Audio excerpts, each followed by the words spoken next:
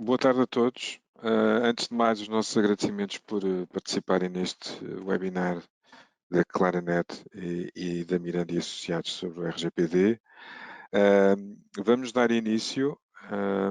Comigo tenho o João Luís Traça, da Miranda e Associados, e vamos procurar durante esta hora falar aqui um bocadinho sobre o RGPD em contexto de pandemia, os grandes desafios que as organizações estão neste momento a lidar com e algumas incertezas e algumas opções e soluções que podemos aplicar. João, queres dar também as boas-vindas, por favor? Todos. Obrigado por se juntarem a nós. Esperemos que isto seja interessante para vós. Nós tentamos aqui organizar um conjunto de ideias simples e diretas para ir responder aos alguns dos desafios que aqui vêm, que se vão pôr pela frente, mas enfim, os verdadeiros julgadores serão vocês. No final poderemos todos falar um bocado. Organizámos isto de maneira que haja espaço para dúvidas, para termos a certeza que vamos ao encontro das vossas dúvidas. Paulo? Isso. Podem ir colocando as vossas questões ao longo da apresentação através da funcionalidade que existe na vossa consola. Nós vamos vendo as questões e depois no final, tal como o João referiu, vamos procurar responder a todas elas. Por isso, eu vou dar início à sessão, aliás, à apresentação. Só queria confirmar que todos nos estão a ouvir e todos nos estão a ver e estão a ver a apresentação. Pedia só que confirmassem através do chat que estão-nos a receber em boas condições e estão a visualizar a apresentação.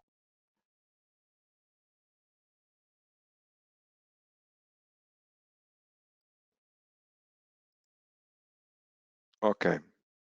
Estamos a receber a informação que sim, por isso vamos avançar. Muito bem.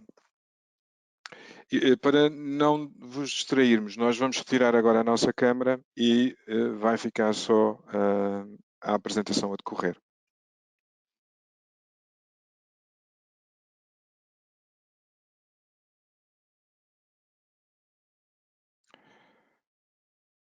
Ok. Vamos a isso. Muito bem. Todos sabemos que estes são momentos muito especiais, momentos excepcionais e, de facto, o equilíbrio entre o cumprimento dos requisitos obrigatórios do regulamento e as exigências e desafios que esta pandemia representa para as nossas organizações não está a ser uma tarefa fácil. E, de facto, em alguns temas, tal como já referimos, persiste alguma incerteza. Vamos, para quem está ainda a juntar a nós, vamos discutir esses temas neste webinar. Vamos procurar tornar algumas dessas incertezas pontos mais claros e objetivos e no final vamos responder às vossas questões. Por isso, mais uma vez, peço que as coloquem através da funcionalidade que têm disponível do vosso lado, na consola que está do vosso lado, e nós, no final, iremos correr essas questões e iremos respondê-las. Antes de nos debruçarmos sobre o tema de hoje, eu gostaria de aproveitar esta oportunidade para falar um pouco sobre a área de consulting da Claranet, em concreto sobre o nosso portfólio e sobre a nossa oferta RGPD. A equipa de consultores da Claranet, para além dos projetos da RGPD, endereça outras temáticas e o nosso portfólio pode ser resumido a 6 áreas principais. Gestão de serviços IT, muito ISO 20000, ITIL, Agile, continuidade de negócio e gestão do risco, um tema que também é muito importante nos dias que correm, privacidade e compliance, o RGPD, a segurança da informação, ISO 27001 é um tópico também muito relacionado com o tema da privacidade e da segurança dos dados, a gestão de programas e de projetos e, finalmente, change management e a melhoria contínua, tudo o que é reengenharia de processos, transformação digital, não só trabalhamos aqui com as componentes mais tradicionais, as frameworks mais tradicionais, como também já novas tendências ou frameworks que agora tiveram uma nova roupagem, como é o caso do Kanban, do Agile Service Management, entre outras. Em concreto, relativamente ao RGPD, a Claranet criou, com os seus parceiros, uma oferta muito específica, que vai desde o assessment inicial e auditoria até ao DPO as a Service.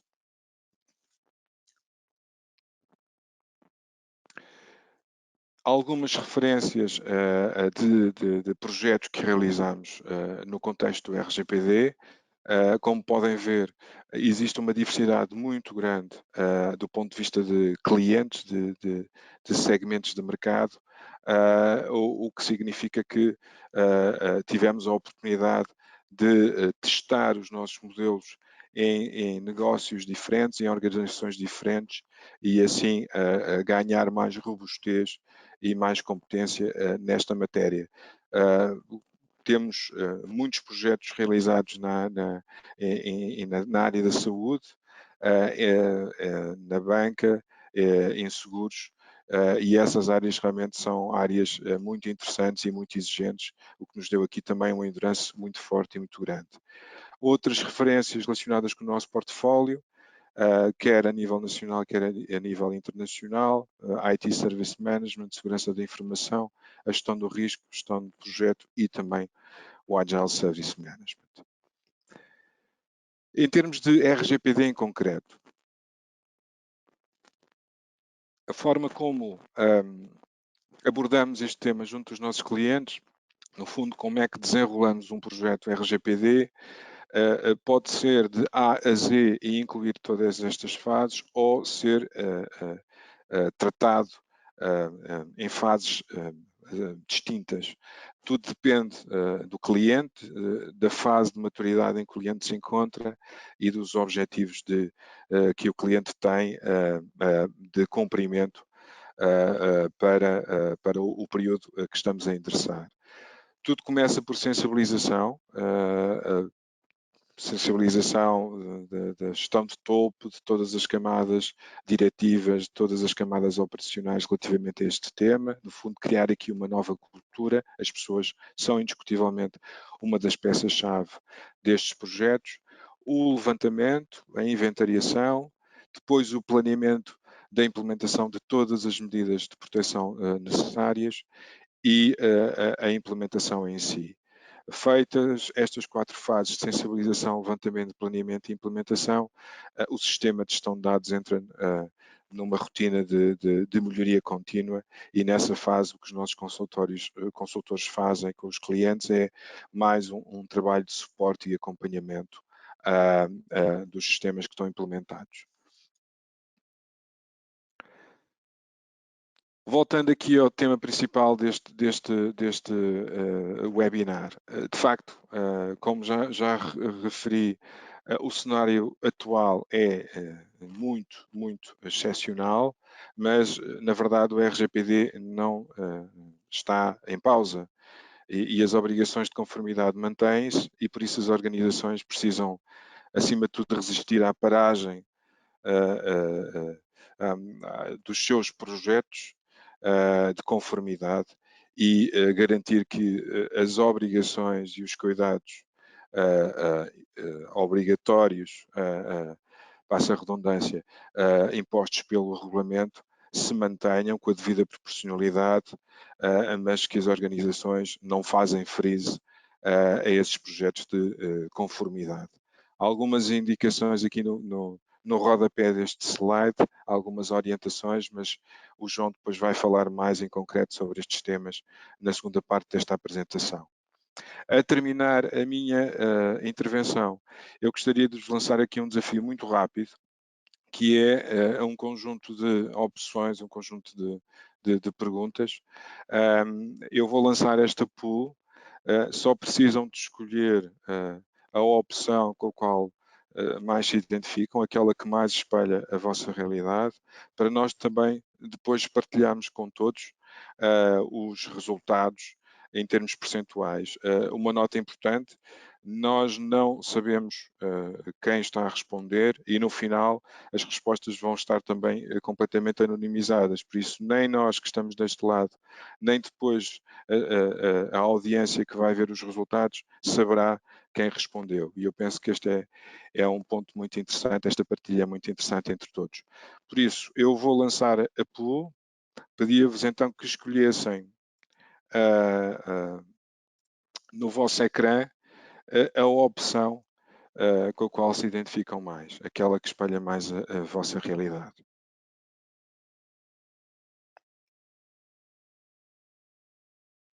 Estou a ver que estamos a responder. Há aqui um ponto importante, às vezes, se tiverem o ecrã em full screen, não conseguem votar. Se estiverem com essa dificuldade neste momento, não tenham o ecrã em full screen. Mas já estamos com 50% dos votos, 55% das pessoas já votaram, por isso parece-me que está tudo a correr bem. Ainda há pessoas a responder, por isso vamos só esperar mais um bocadinho.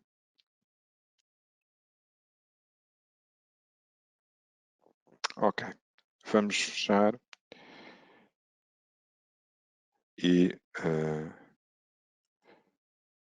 eu vou partilhar convosco os resultados.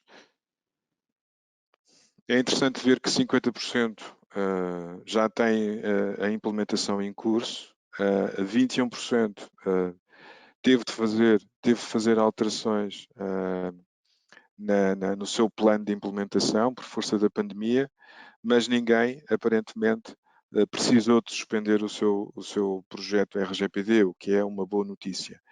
E 21% indicou que a implementação já se encontra finalizada, o que é também excelente. Por isso, temos aqui uma audiência bem madura do ponto de vista de conformidade com o RGPD. E João, com estas boas notícias, eu passo-te a palavra. Pode ser? Vou fazer aqui share. Obrigado. Dá-me só um segundo que eu vou então fazer aqui. Vou-te passar a bola. E Agora é pronto. aquele momento em que tudo pode correr mal, não é? Exatamente, agora é o grande risco.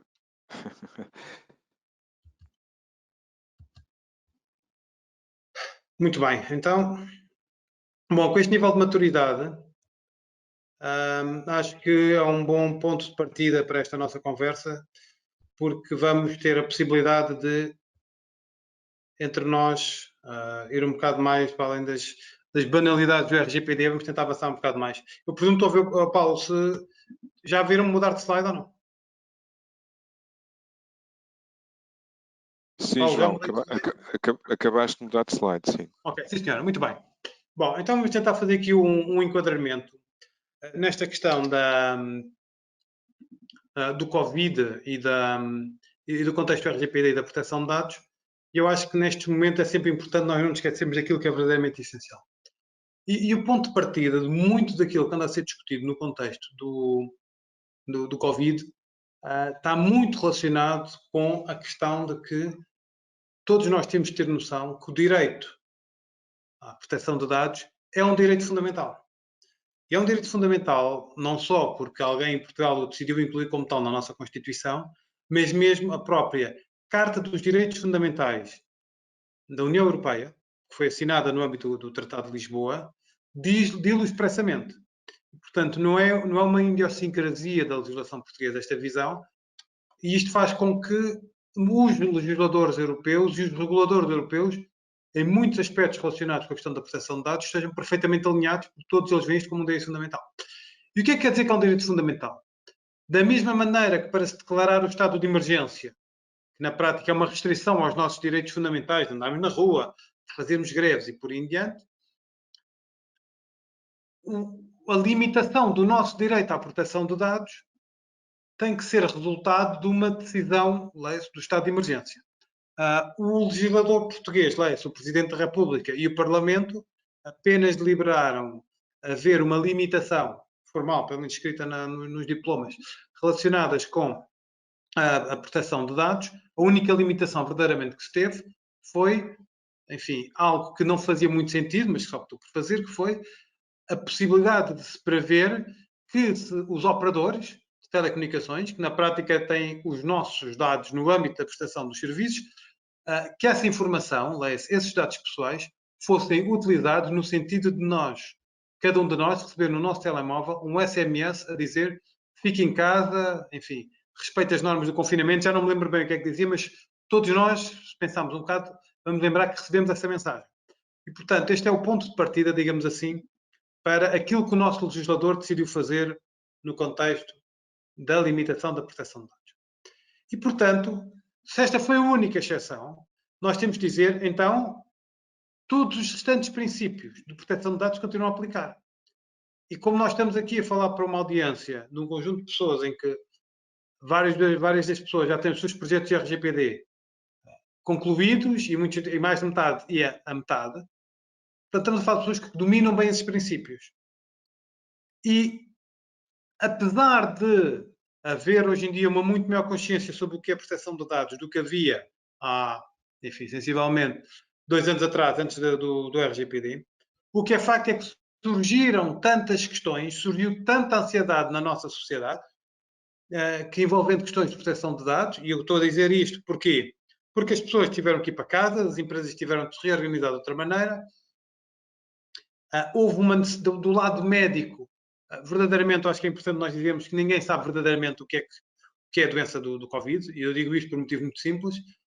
O Jornal Público, durante estes períodos, fez notícias a dizer que, há estudos a dizer que os fumadores estavam mais afetados, ou tinham probabilidade de ser mais afetados pelo Covid, tal como houve estudos que disseram que os fumadores tinham menos probabilidade de ser afetados.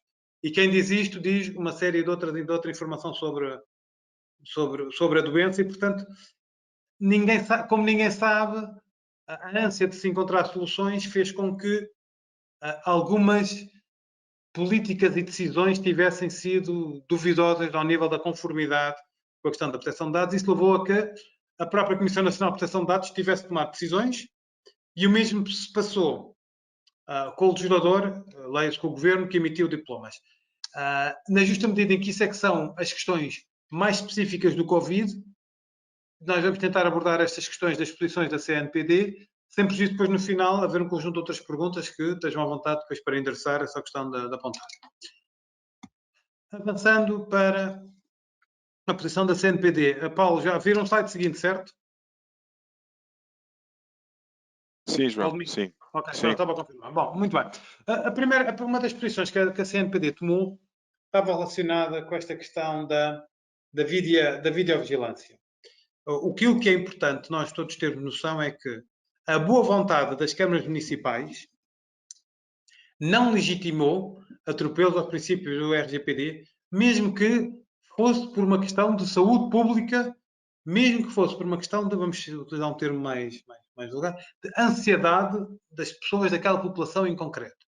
Uma cerca sanitária não é motivo suficiente para se utilizar videovigilância através de drones por parte de uma Câmara Municipal para controlar, por exemplo, as entradas e saídas, ou se as pessoas estavam ou não estavam a circular em determinadas zonas da cidade. Isto quanto à videovigilância. A seguir, a Comissão Nacional de Proteção de Dados também fez sair um documento que é muito interessante pela sua natureza, que é a questão do ensino à distância. Com o encerramento das escolas, o que aconteceu foi que houve uma vontade, quer de entidades privadas, quer de escolas privadas, quer de escolas públicas, dizer, bom, vamos utilizar o ensino à distância através da internet para facilitar o acesso das pessoas. E verdadeiramente, ninguém, no contexto do ensino à distância, parou para pensar qual é a plataforma que a nossa organização deve utilizar. E o que nós temos hoje em dia é diferentes escolas, a mesma escola, várias vezes, tem diferentes professores a utilizarem plataformas diferentes. Não houve, desde o ponto de partida, a intenção de ensinar e educar os alunos sobre como é que devem utilizar estes meios de tecnologia no sentido de gerirem, preservarem e protegerem a sua privacidade. Não houve o cuidado por parte das escolas de de utilizarem as plataformas que deve ser. Não houve cuidado por parte das escolas de dizerem, por exemplo, aos alunos, por favor, desliguem a vossa câmara porque nós não precisamos estar a ver-vos em determinados momentos. E este é o ponto que nos faz todos pensar que é, subitamente, nós, porque não tivemos tempo a pensar nestes processos, andamos a expor as nossas casas, andamos a expor os nossos familiares, sem que nunca nos tenham dito, por favor, evitem estes comportamentos. Portanto, há aqui uma necessidade de se educar as pessoas e foi isso que a Comissão Nacional de Proteção de Dados chamou a atenção. E hoje, eu acho que verdadeiramente e infelizmente ninguém parou para pensar. Se quer, na minha opinião pessoal, eu acho que o que devia ter havido era o Ministério da Educação, garantidamente devia ter conjuntos de pessoas a dizer às escolas para darem a conhecer quais eram boas ou más políticas a implementar, quais eram as melhores plataformas a serem utilizadas. Infelizmente isso não foi feito. Adicionalmente, a Comissão Nacional de Proteção de Dados chamou a atenção para um ponto também muito importante, que é o Código do Trabalho limita o exercício do controle do trabalhador à distância por meios telemáticos. E, portanto, isto era uma quase inevitabilidade por parte das escolas, que é, bem, porque não começamos a controlar os nossos profissionais, nem que seja para saber se eles são ou não são melhores ou piores a dar aulas à distância. Ou seja, as escolas tinham uma percepção do que era um professor a dar aula numa sala, mas não tinham percepção do que era a qualidade desse professor a dar aula à distância. E a CNPD veio dizer, atenção, não é possível fazermos esse controle através do recurso a estas tecnologias. Obviamente que numa evolução de pandemia, no futuro, no contexto do ensino à distância, provavelmente vamos ter que equacionar a validade desta norma. Mas, por enquanto, uma vez que não há nenhum imperativo legal para o fazermos, vamos ter que manter. O que é que a mim me parece também interessante dizer isto? É que nós podemos utilizar isto também no contexto da privacidade empresarial. Quantos de nós estamos a dizer aos nossos colaboradores, por favor, evitem estarem atrás de fundos em que se possa ver, por exemplo, a vossa casa e estejam a pôr a intimidade do vosso lar. Ou então, por exemplo, obrigar, que certas formas que permitem, a utilização de fundos de deformação da imagem ou mesmo daquelas das imagens, por exemplo. À partida, é uma boa prática recomendável. Provavelmente o que nós muitas vezes dizemos é aquele nosso colega pôs aquela fotografia e andamos a comentar a fotografia, sempre percebemos que se calhar aquilo é uma boa prática e devemos recomendar.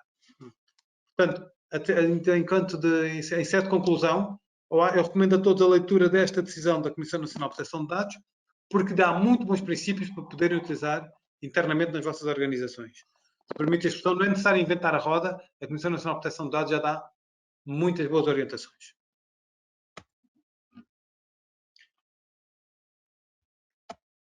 Avançando. Para o slide seguinte. Mudou o slide? Sim. Muito bem. Bom, a CNPD depois também fez, e reparem, já agora só aqui um comentário que a mim parece pertinente. É interessante que todas as decisões da Comissão Nacional de Proteção de Dados, na prática, são o resultado de uma organização que foi sendo ultrapassada pelos acontecimentos. Isto é, à medida que iam acontecendo situações que a CNPD considerava gravosas, a CNPD ia fazendo sair orientações. Não houve aquilo que seria, se calhar, o caminho mais correto, que era haver deliberações e decisões que resultassem da proatividade da CNPD.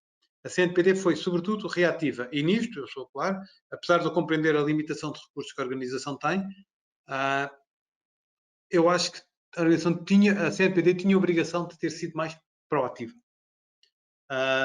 E eu, enfim, já para ser aqui claro, eu concordo basicamente com todas as posições que a CNPD tomou, portanto, até acho que eles estiveram muito bem nas decisões, provavelmente não tiveram tão bem, foi na forma como estou.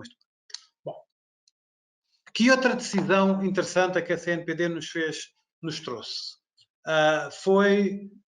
Emitiu uma posição sobre a questão destas apps, com a questão do contact tracing, ou seja, estas apps enquanto ferramenta complementar ao controle da pandemia.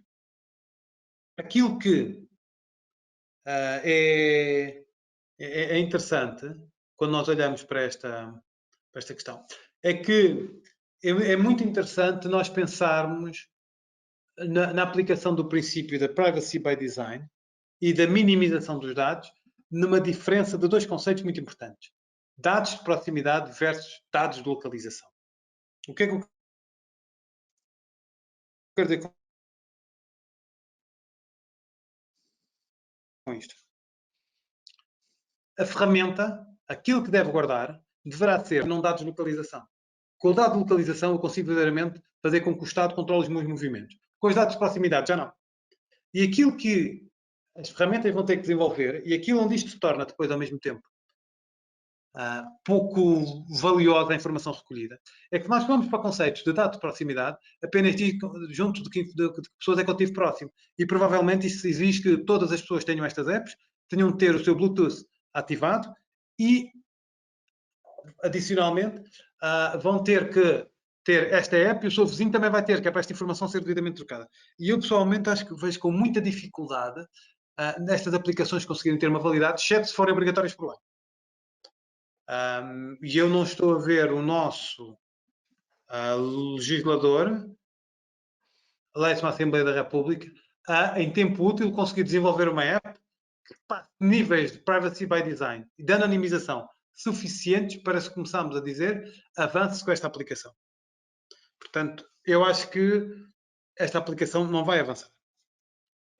Mas agora, quem gosta muito mais destas questões sobre, ou quem trabalha no desenvolvimento de apps com informação sobre dados de localização, eu recomendo a leitura deste documento porque é interessante algumas das considerações que lá estão a ser feitas. Por fim, mais uma vez, um problema relacionado, uma outra deliberação da CNPD, desta vez relacionada mais uma vez com questões de câmaras municipais. Ou seja, houve câmaras municipais e juntas de freguesia que começaram a pôr nos seus websites informação do género e nas suas redes de social media, temos um infectado na nossa zona. E às vezes até davam descrições, ou seja, e aqui o que é interessante? A identificação indireta, bem, já não falo das questões da utilização dos nomes, mas nós muitas vezes esquecemos da utilização da identificação por via indireta. E o que a CNPD veio-nos chamar a atenção foi exatamente para isto, que é, em certas regiões muito pequenas, a identificação por via indireta é muito fácil de ser feita. E, portanto, eu acho que para a maioria das pessoas que nos estão a ouvir isto não é relevante, mas não deixa de ser uma lição para a questão de ou uma chamada de atenção para a informação por via indireta. A informação não é só direta, é um dos princípios do RGPD, a informação também pode ser indireta. Bom, a seguir, a CNPD ainda fez sair mais duas orientações. Uma sobre o controle em regime de teletrabalho. E mais uma vez a CNPD, porque estava a atuar por via reativamente, digamos assim, chama a atenção, mais do que para princípios, chama a atenção, a meu ver, para algumas situações que no contexto da CNPD os chocaram substancialmente. Obviamente, é da questão de utilizar-se esta tecnologia para controlar a distância. Para terem ideia, houve organizações que disseram aos seus trabalhadores: tens que ter o computador ligado, não podes ter o computador em modo idle para ter a certeza que estás a trabalhar. Houve organizações que exigiram a utilização de softwares para controlar se o trabalhador andava a teclar ou não, para controlar se o rato andava a mexer ou não. Isto, claro, é controle à distância. Isto não é permitido. Logo à partida, por causa da legislação laboral, antes sequer de entrarmos em questões de proteção de dados. Aparentemente, alguns trabalhadores, algumas empresas de call centers, exigiram aos seus trabalhadores que tivessem a câmara ligada para terem a certeza que o seu trabalhador estava frente ao computador o dia todo. Mais uma vez, controle à distância, uma muito abusiva ou pouco proporcional exposição das pessoas frente ao computador, e a CNPD disse que não a estas exposições, exatamente para assegurar que os call centers que o estavam a fazer e que estavam a exigir aos seus trabalhadores não o pudessem fazer. Agora, eu acho que há aqui uma alteração do paradigma, que é as organizações, o teletrabalho, devido à pandemia, vai garantidamente aumentar. E as organizações vão ter que implementar metodologias e processos que lhes permitam, por um lado, cumprir com a legislação de proteção de dados, mas, por outro lado, controlar a performance do trabalhador. Ou seja, se calhar os objetivos, se calhar as organizações vão deixar de pedir aos trabalhadores para trabalharem 8 horas e vão pedir ao trabalhador para trabalharem por produtividade. Porque a partir do momento que o trabalhador está em casa, eu se calhar não posso medir, olha, às 9 horas entras, às 5 da tarde sais. Já será muito mais difícil eu trabalhar assim com os meus trabalhadores. E, portanto, aquilo que muito provavelmente vai acontecer é os trabalhadores terem que ser medidos e controlados com base no racional. Por fim, a CNPD também fez sair uma outra comunicação, uma outra orientação sobre a recolha de dados de saúde dos trabalhadores. E aqui qual é a posição da CNPD? A CNPD diz que no documento em concreto diz que a temperatura corporal é um dado de saúde. Enfim, podemos ter aqui uma discussão, mas à partida nenhum de nós ficará chocado com esta posição. Mas a CNPD também entende uma outra questão, que não está muito expresso no seu documento, e para o qual gostaria de chamar a atenção, que é os dados que permitam aferir o estado de saúde também são dados médicos. O que é que isto quer dizer? Se eu pergunto a alguém, tem infectados na sua família, viajou, por exemplo, para a Itália, andou de avião, e se este conjunto de informação for o suficiente para eu considerar que uma pessoa deve ficar de quarentena, para todos os efeitos, estes dados em concreto qualificam como dados de saúde. E como tal, e agora vamos para o segundo ponto, quem deve processar esta informação são os dados, são os médicos. Ou seja, é a equipa de medicina de trabalho, porque isto trata-se de informação médica, quem trata dados médicos são o médico de trabalho, e depois podemos discutir se pode ou não pode envolver enfermeiros, ou se pode ou não pode envolver outros colaboradores. Mas a porta de entrada é o profissional de saúde. E, portanto, a questão do profissional de saúde aqui é chave, porque significa que não serão, quando as organizações decidem por uma decisão do seu Conselho de Administração que querem recolher esta informação, provavelmente estão a sobrepor-se ao papel e às competências e aos poderes exclusivos do profissional de saúde. E provavelmente estarão a violar os dados dos seus trabalhadores e provavelmente os trabalhadores terão o direito de dizer, a bem da minha privacidade, eu não vou responder a essa pergunta. Portanto, tentando aqui fazer a conclusão, a temperatura é um dado médico, a recolha de informação indireta que permite aferir um estado médico é também um dado de saúde. Quem é que pode tratar dados de saúde? O profissional de saúde. Muito bem. Então, perante este contexto em que a Comissão Nacional de Proteção de Dados toma esta decisão, o Governo, através do Decreto-Lei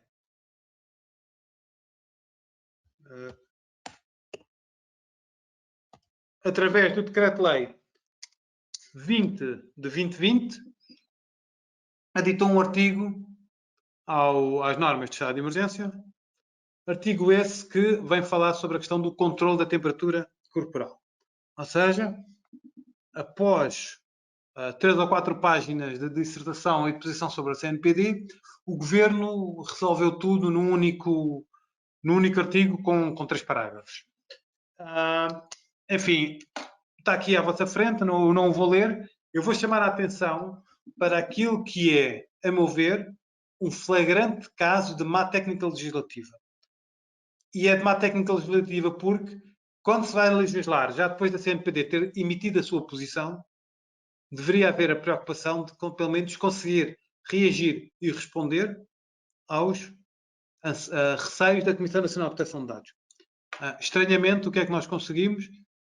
Que a Comissão Nacional de Proteção de Dados dissesse em declarações ao Expresso comentários muito pouco abonatórios sobre este artigo. Mas, em concreto, só para nós compreendermos o que está em cima da mesa na questão do controle temporal. Porque, para todos os efeitos, provavelmente algumas das pessoas que me estão a ouvir têm pressões por parte das suas administrações no sentido de implementar esta decisão. Ora bem, primeira questão. A posição que o legislador diz é: podem ser realizadas medições, o que significa que duas empresas com a mesma atividade, com o mesmo número de empregados, uma pode tomar uma decisão, uma pode ir por um caminho, outra não pode. Significa que isto torna-se um exercício de livre-arbítrio, nem sequer tem que haver nenhum critério de proporcionalidade ou razoabilidade para ser feito. É uma decisão perfeitamente arbitrária. Quem quer, faz. Quem não quer, não faz. Não há sequer nenhum princípio orientador para o fazer. A seguir, temos também a segunda questão, que é: quem é que pode realizar estas medições? Será que um funcionário, um segurança à entrada do edifício, o responsável dos recursos humanos, pode estar à porta do edifício com um daqueles aparelhos a medir-me a minha temperatura e a dizer o senhor entra, o senhor não entra? Será que o profissional, essa pessoa que está a medir a temperatura, pode dizer: olha, desculpa lá, você está com uma temperatura muito alta, não vou deixar entrar, e ficar a saber dados de saúde meu? Enfim, é duvidoso, não é claro verdadeiramente quem é que o pode fazer.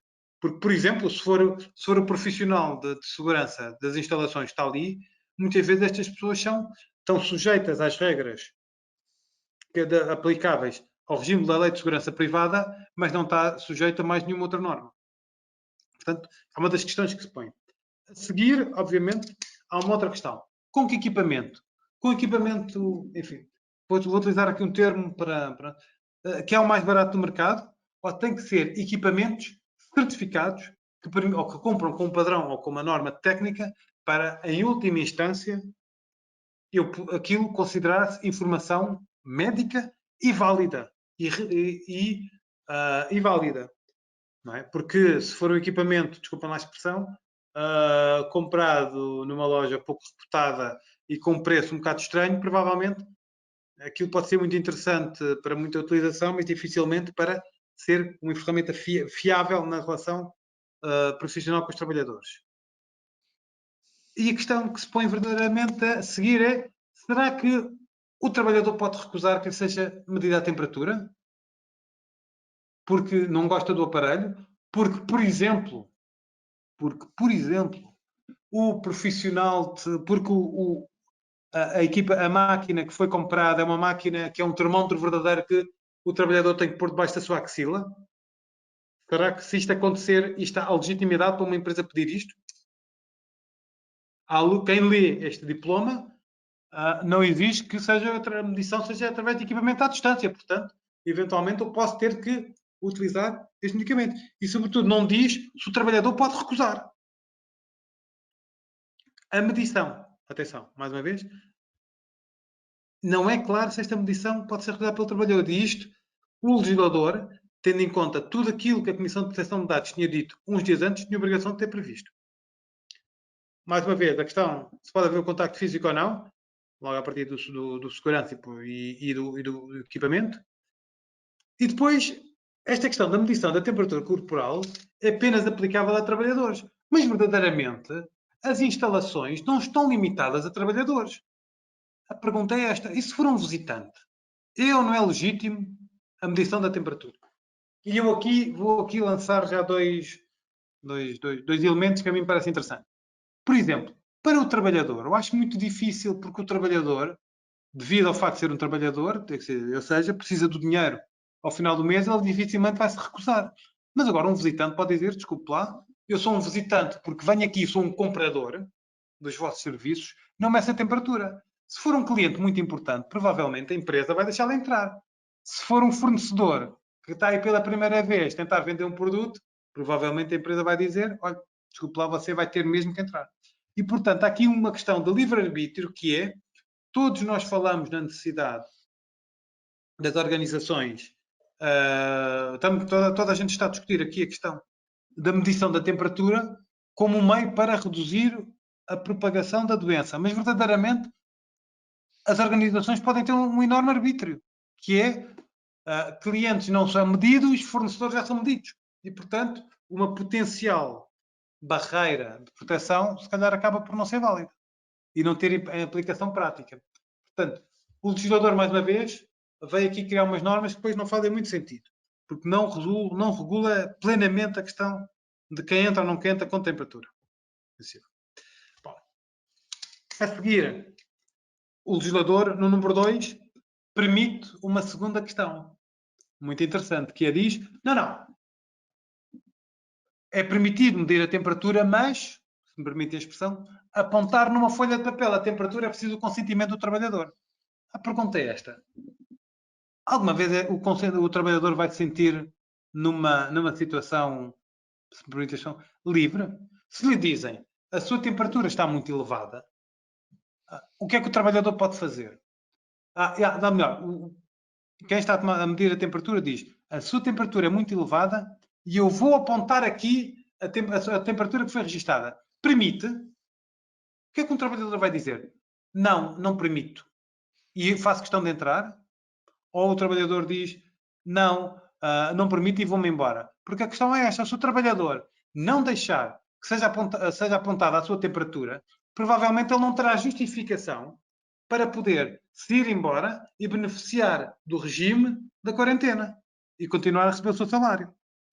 Estão a ver? Portanto, há aqui uma série de problemas operacionais que o legislador não conseguiu resolver. E é isto que torna muito difícil esta aplicação. A aplicação deste tipo de medidas dentro das organizações. Por exemplo, será que o trabalhador pode, avançando aqui um bocado nas medidas, será que o trabalhador pode pedir uma contraprova a dizer, olha, desculpe, eu hoje de manhã em minha casa medi a minha temperatura e estava correta e agora estive a medir outra vez e essa máquina é que não está boa, porque vocês compraram um equipamento avariado. Será que pode pedir uma segunda medição? Será que há tempo para isto? Será que se pode pedir uma segunda máquina? Porque reparem, isto em última instância pode ter impacto na remuneração do trabalhador, pode ter impacto na sua performance. Portanto, é complicado nós vermos isto de uma forma assim tão simplista como o legislador o fez. E depois temos aqui uma questão que é temperatura superior à normal. Primeiro, o que é superior? Será que na empresa A, meio grau acima de determinado valor é considerado um motivo para não entrar e noutra empresa será 0,3? Será que todas as pessoas vão reagir da mesma maneira à doença? E a seguir, o legislador utilizou um termo muito interessante que é temperatura, a normal temperatura. Eu atrevo-me a dizer que isto é quase linguagem coloquial que as pessoas têm numa conversa de café. Porque verdadeiramente o que é a temperatura normal é um exercício muito difícil de dizer que nós não podemos ter duas empresas com posições completamente diferentes, porque isto em última instância não faz muito sentido. Poderia o legislador ter arranjado aqui uma métrica, algo mais claro, mais óbvio, para evitar esta incerteza por parte de quem aplica a legislação. Não é? Porque a seguir poderemos ter a Segurança Social a dizer eu preciso de um relatório médico a dizer que a temperatura é excessiva.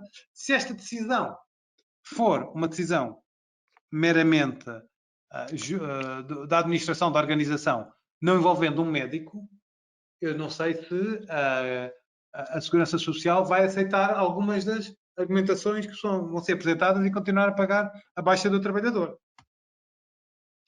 E depois, vamos ver, a questão é, e se for impedido o acesso ao trabalhador?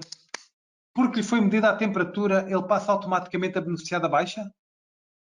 Ou o que é que ele tem que fazer a seguir? E será que é um dia em que o trabalhador não vai ser pago?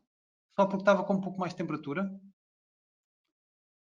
E estas é que são as dificuldades de aplicação deste diploma com um pano de fundo que é o legislador ignorou a posição da Comissão Nacional de Proteção de Dados. E a posição da Comissão Nacional de Proteção de Dados é muito clara. O que é que a Comissão Nacional de Proteção de Dados diz? Olha, eu não sei nada de doenças. Eu sei que a Direção-Geral de Saúde não recomendou como uma boa prática, ou uma prática que ajudasse verdadeiramente a combater a pandemia, não recomendou como uma boa prática que fosse utilizada a medição da temperatura na entrada dos locais de trabalho. Não há nenhum documento da DGS a indicar isso.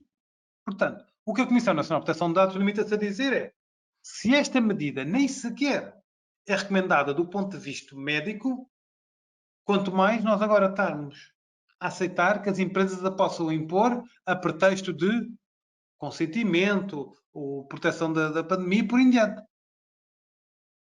É esta a grande questão que o legislador não conseguiu responder. E ainda hoje, a Direção-Geral de Saúde continua a não recomendar esta prática. E o legislador, provavelmente por questões políticas, optou por dizer, bom, vamos deixar que isto aconteça assim e o assunto vai ficar, digamos assim, toda a gente satisfeita. Porquê?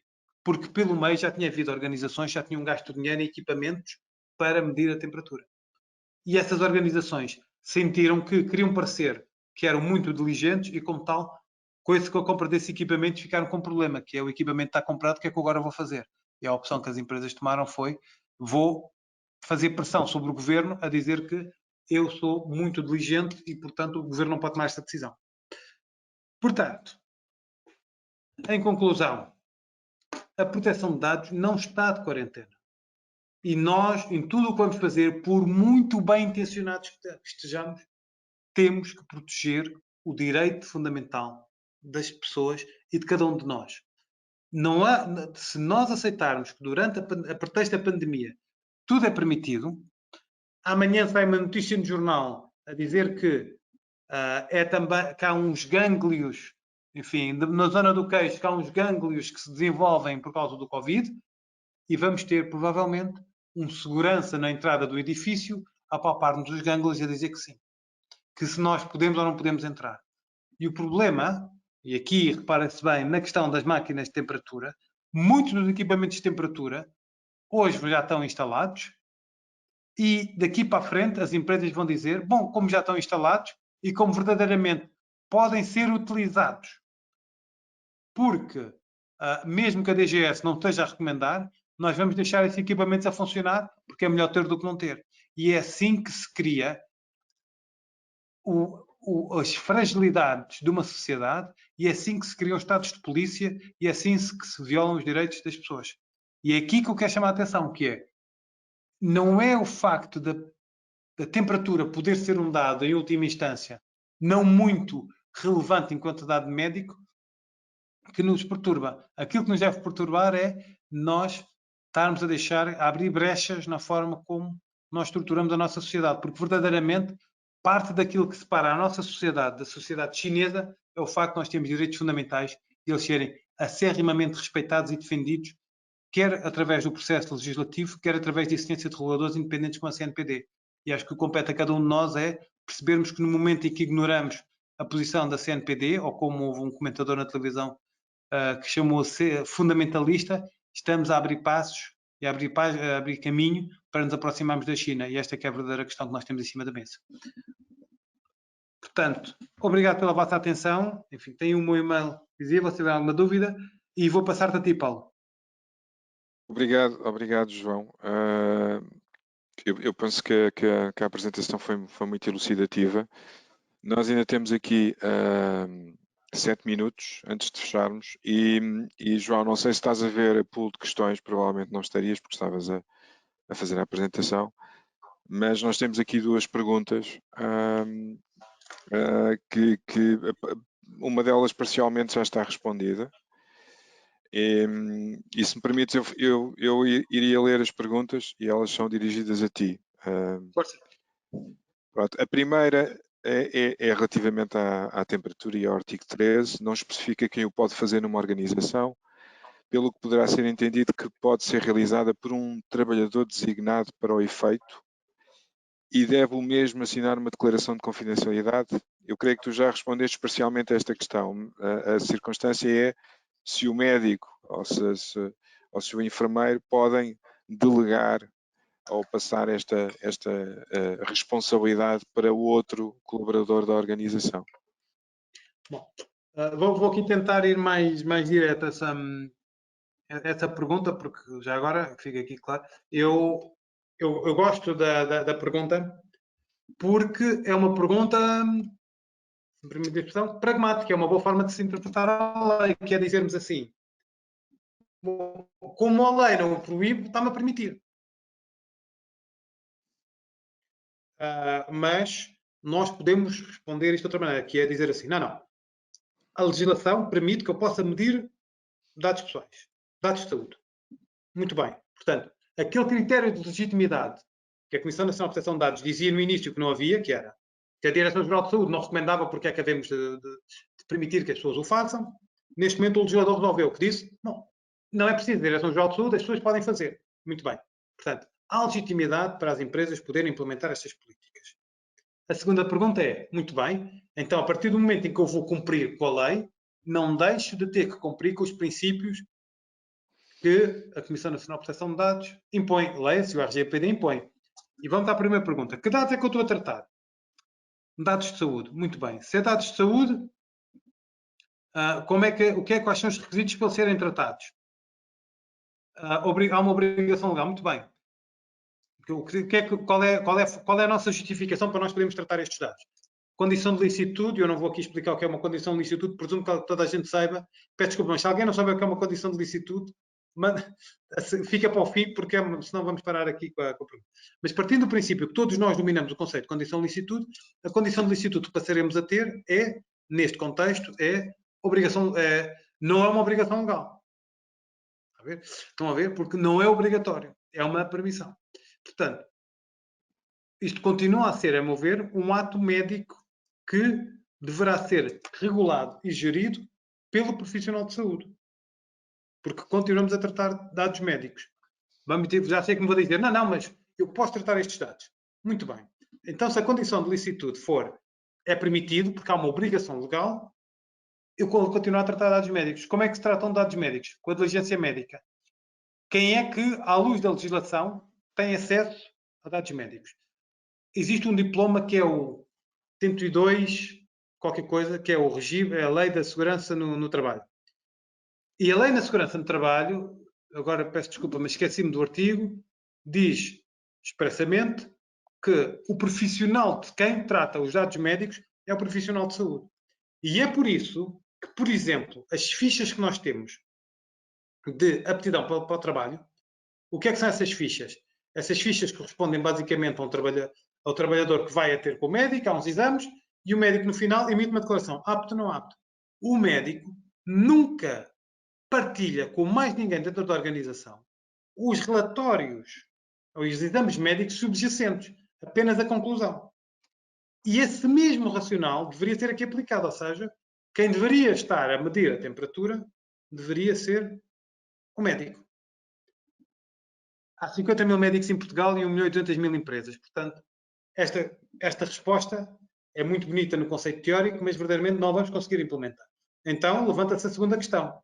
Será que nós poderemos considerar o enfermeiro ou não? E aqui temos uma falha do legislador, que é a legislação de saúde e segurança no trabalho, que é o artigo, portanto, que é a lei 100 e qualquer. Já peço desculpa, mas depois, Paulo, nós partilhamos, está bem? Eu mando o diploma para as pessoas.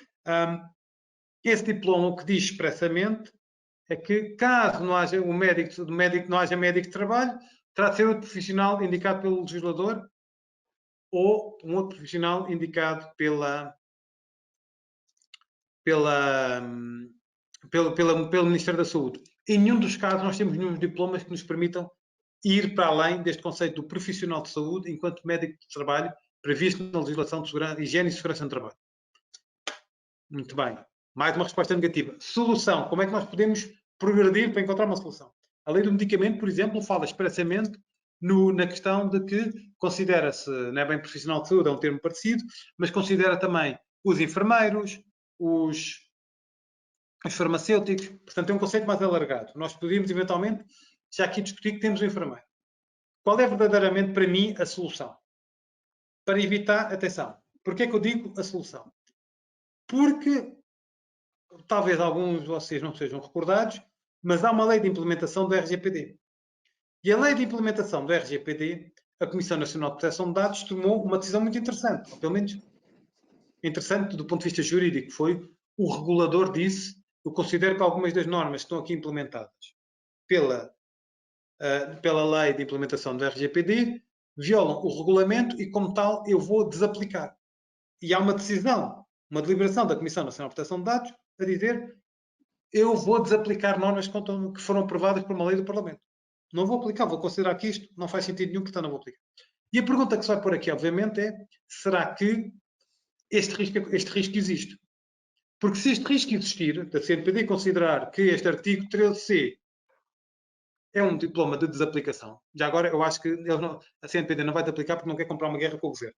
Mas, enfim, já vi mais longe esta possibilidade da CNPD algum dia tomar uma decisão destas. Se houver essa questão de desaplicar, fica a empresa que está a medir a temperatura com o problema.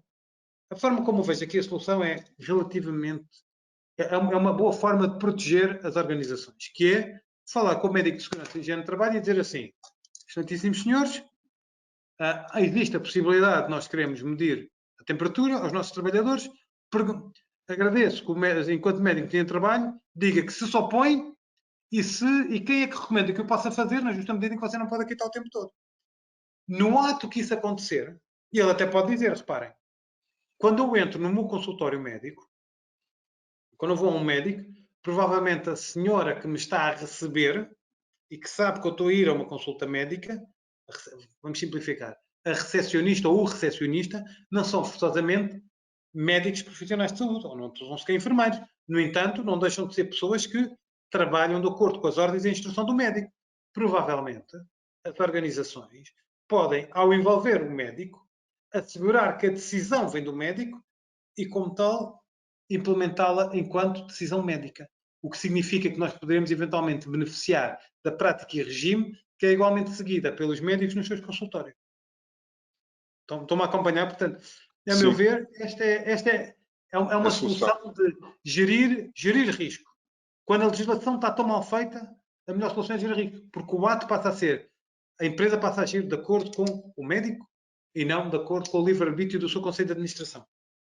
João, temos que fechar, mas vamos, se concordares, responder a mais duas perguntas.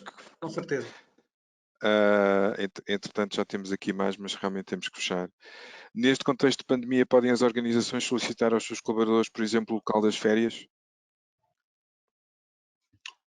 Vamos lá ver.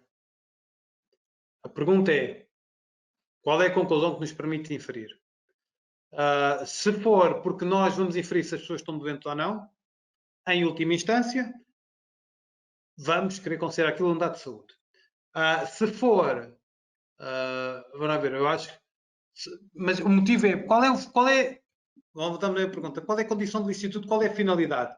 Basicamente é ato médico. Eu não recomendaria no seguimento da posição da CNPD.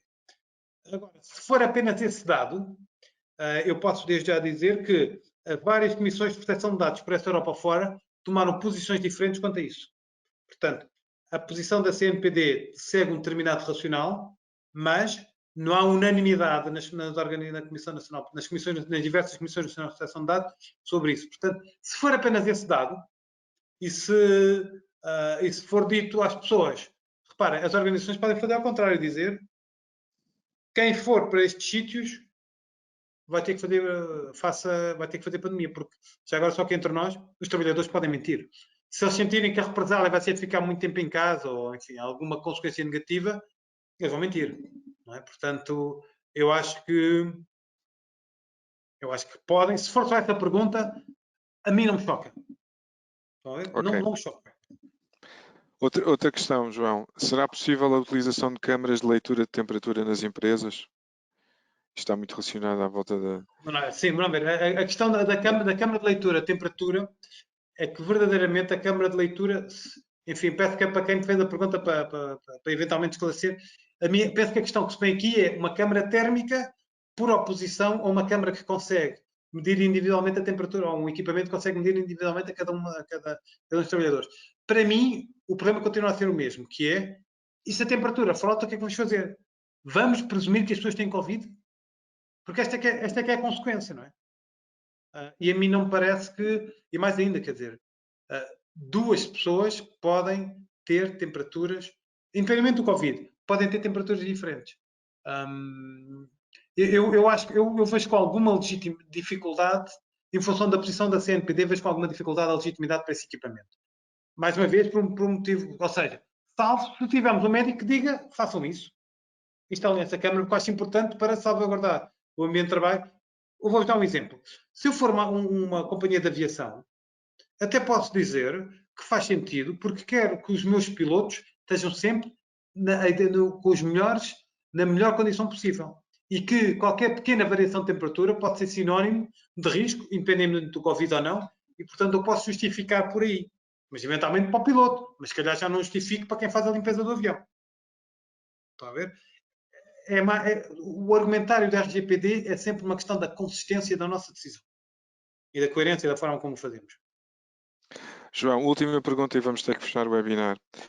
O que é que acontece a um colaborador, e nós também já abordamos este tema, o que é que acontece a um colaborador que apresenta a sua entidade patronal para trabalhar, que se apresenta à sua entidade patronal para trabalhar, mas ao mesmo tempo apresenta uma temperatura acima do expectável, 37 graus e meio. Passa a estar inibido, 37 graus e meio, o meio faz a diferença.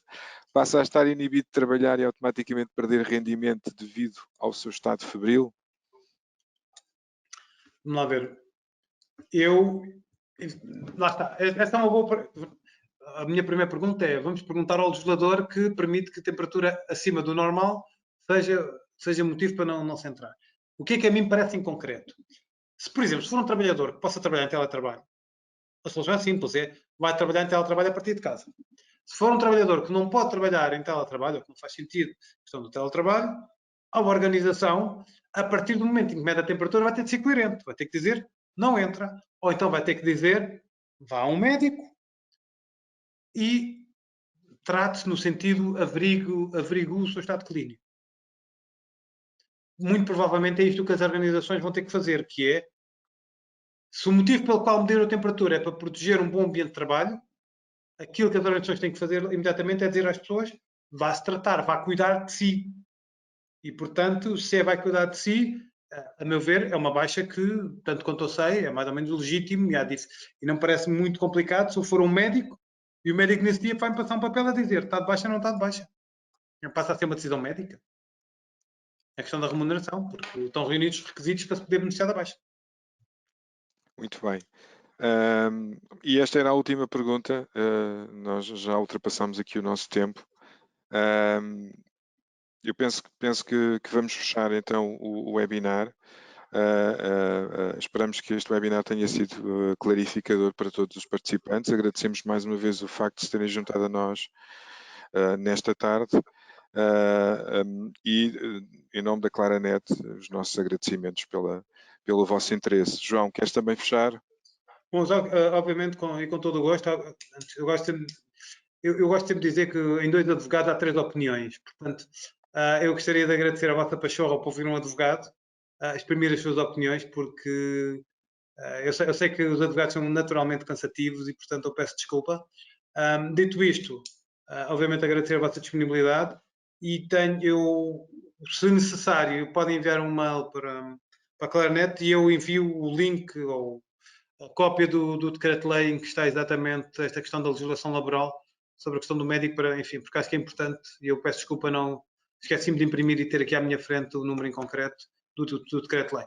Dito isto, quer dizer, obviamente, muito obrigado e uma boa tarde a todos e, obviamente, que todos estejam de boa saúde. Isso. Ok, muito obrigado. Obrigado, João. Boa tarde. Muito obrigado. Obrigado.